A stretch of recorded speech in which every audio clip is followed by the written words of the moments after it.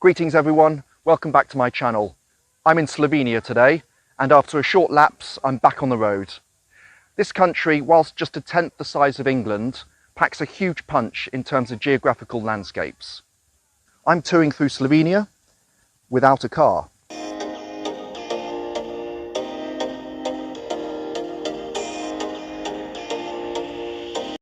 Slovenia borders Italy to its west, Austria and Hungary to its north, and Croatia to its south.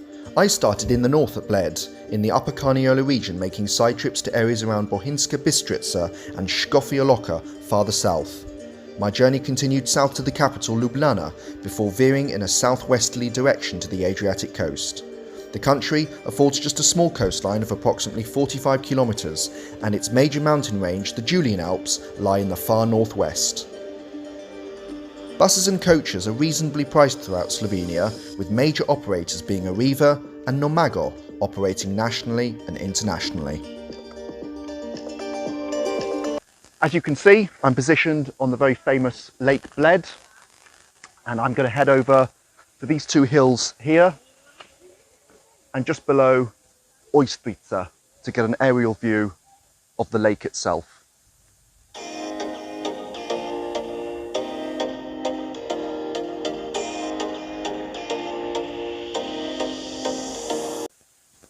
So I've just come up to Ojstrica viewing point, which has taken me no more than 20 minutes from Lake Bled. As you can see, spectacular view over Bled Island. I absolutely love the greeny blue water from above, which actually you can even see from down below, but it's of course more prominent from up here.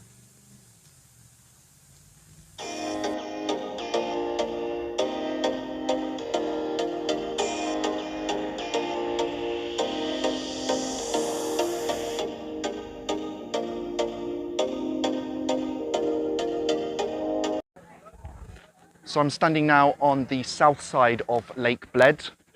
Spectacular view over to the north of the lake. And in front of me here is what's called a pletnar boat. Not just any ordinary boat for that matter, but one which goes back over 400 years. The origin of the pletnar goes back to the name of the wicker roof you can see just underneath the canvas. And another theory is that of the plate boot, which is the flat bottom boat which you can see. This one is called the Barbara, and I'm just going to ask this gentleman here how much it is to wade across to the Bled Island. Let's go and take a look.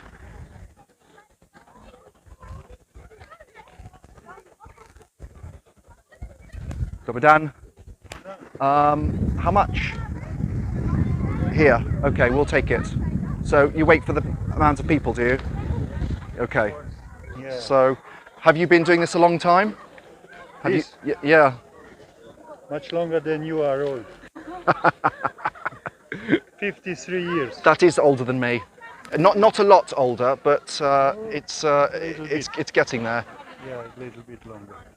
So I'm very excited to take this. The pletnar. Pletna is our name for this boat. Yeah, and it refers, if I'm not mistaken, to the wicker roof. Yeah. Or the flat bottom roof. Yeah, flat bottom is. That comes from the Austrian river Danube, this boat. Because we were under Austrian Empire.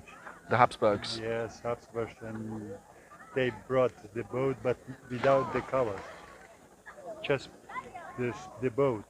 And then our people, they put the cover on, because it was very warm in summer, and you can't sit on the sun. That's why I use this cover, not against the rain. I see.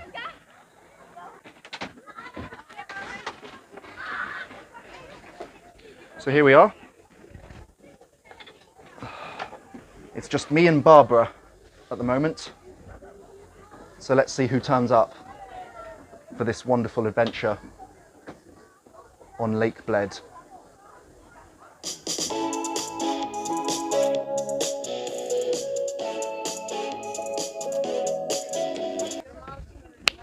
So I've just got off at Bled Island. Straight in front of me here is St Mary's Church. In front of me, 99 steps all the way up to the top. The tradition is newlyweds have to scale these steps. The groom must carry the bride all 99 steps up to the top.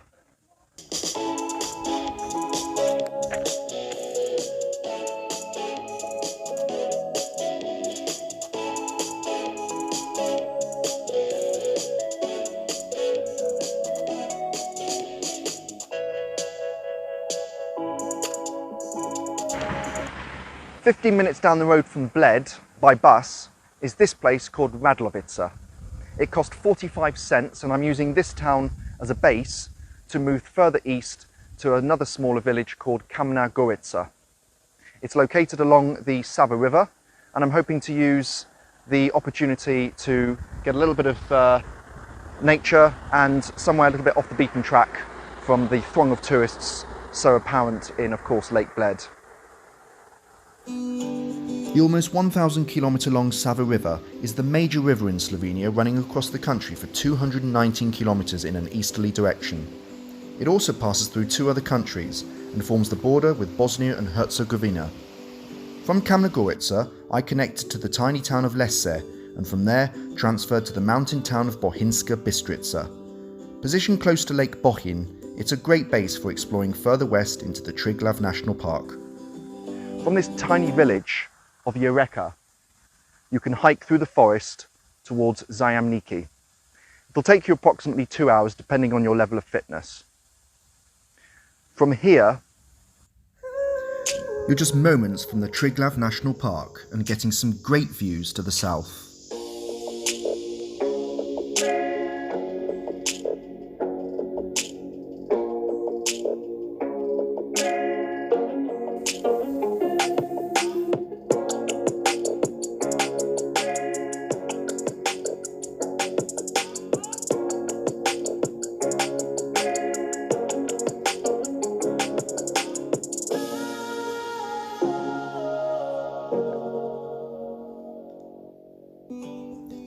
One place, however, I just couldn't miss before leaving this region of Slovenia was Lake Bohin. Unlike Bled, the perimeter of Bohin is far less developed. The lake is also incorporated into the Triglav National Park and thus has protected status. No motorboats allowed on this lake. I've not long arrived into the capital city of Ljubljana. I'm standing here at the main bus station and I decided to head to the historical town of Škofja Loka. Buses from here go hourly and take no more than 25 minutes to get there. Tickets cost about €5 and the platform is just around the corner here. Let's go.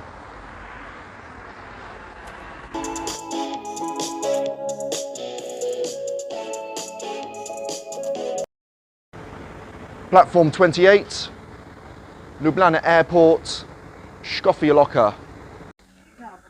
So we've just boarded the bus destined to Škofja Loka. What I'm particularly pleased about during my travels through Slovenia are how reasonably clean the buses are, and once the aircon kicks in, it makes it quite a comfortable journey. 25 minutes is not that long, so even if it was the worst bus in the world, I'd be able to tolerate it. So I've just arrived into Škofja Loka, as expected, as picturesque and historical as I expected.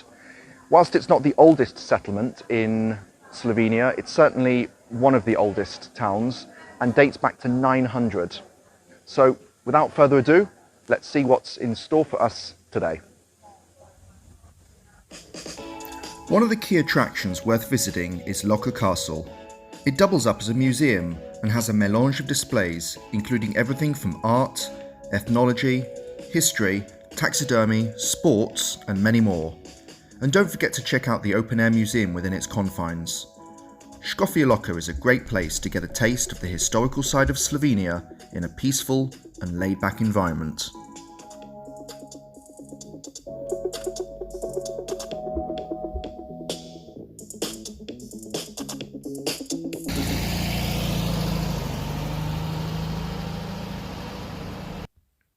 After returning to the capital, I spent 3 glorious days among the splendid townhouses, pedestrian-friendly streets and satisfying gastronomy. Please stay tuned for my next video on Ljubljana. For now, I'm heading southwest to the coast. Strunjan is a great little spot if you're looking for something a little bit different from the Adriatic coastline in Slovenia. There's a nice nature reserve which connects the bus station at Strunjan to the beaches spread along this stretch of coastline. Standing on this side, even alone, is enough to enjoy what's around you. I quite like the contrast of the beach on the west side and the nature reserve on the east.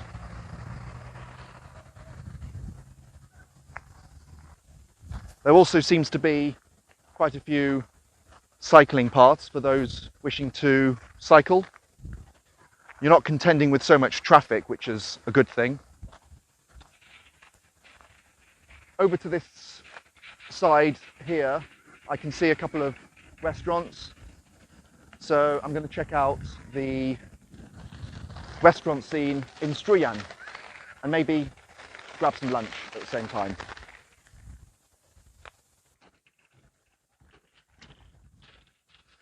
These bridges are very convenient because without them, you could get quite stuck by walking down here and not having an access point to the main town of Strunjan, which is over here. Commercial fishing in Strunjan is restricted to 2 to 3 months a year in order to not deplete the fish population. They collect everything from sole, gilt head, and these buoys here mark the fishing farms of particularly mussels, which can collect anything up to 300 tons of mussels a year. That's quite a number.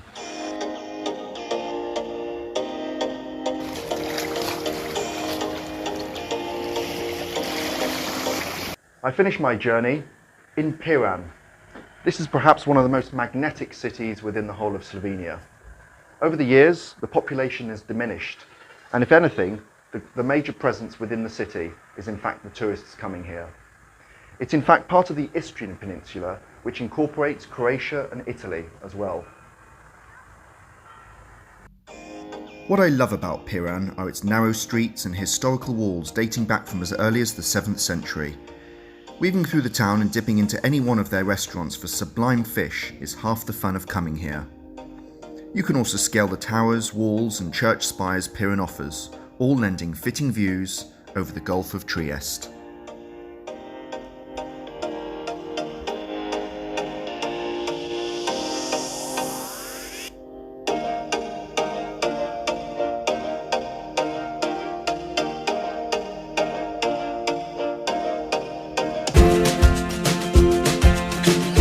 So that pretty much concludes my journey through Slovenia without a car. Do stay tuned for more videos coming up. In the meantime, as always, stay safe and bye for now.